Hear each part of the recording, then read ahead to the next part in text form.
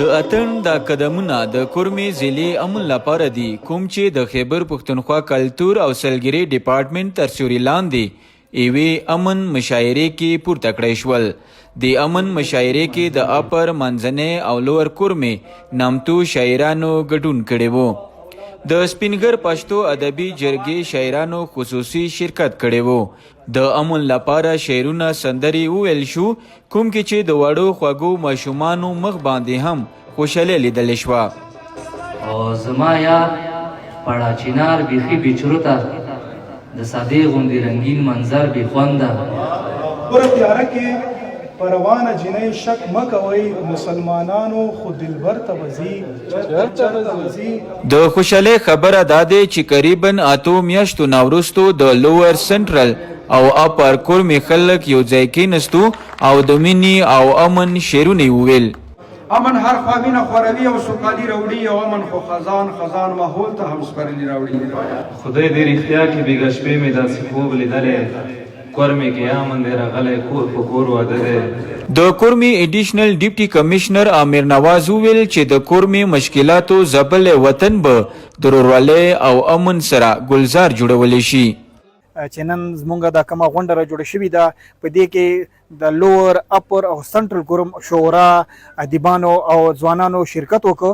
تاسو پته ده چې سمو د مخکې د کورمې فضا کې سپیره سپیره بادونه د بارودو بوی د ټوپک شپېلۍ غږېدې د ځوان په مورچه کې ناستو. نن الحمدلله تاسو وکتل چې ځوان رالی په امن خبرې وکړې د ټوپک شپېلۍ په ځای تاسو د سور شپېلۍ وکته د ډس په ځای تاسو د رباب ټنګ واورېدو.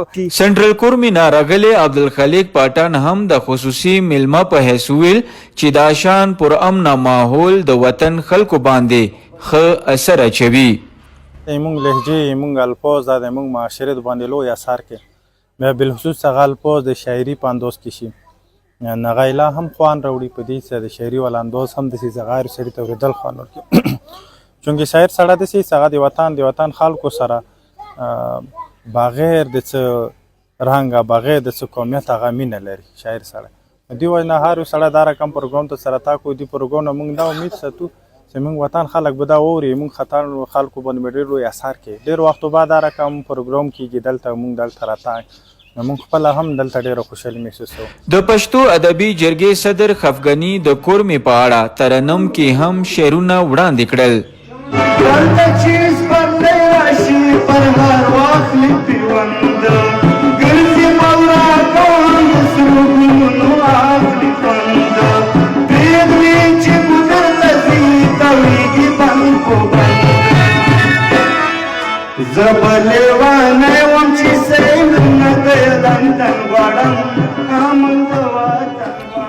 یاد دې وي چې څو ورځې وړاندې په ګډه یوه لوبه هم شوې وه نو د کورمې امن بخلۍ او د شخړو ختمې په اړه ښې خبرې روانې دي.